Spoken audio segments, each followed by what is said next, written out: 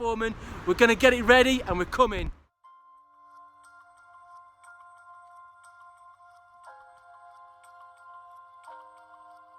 Well, it's late at night, you can't see me.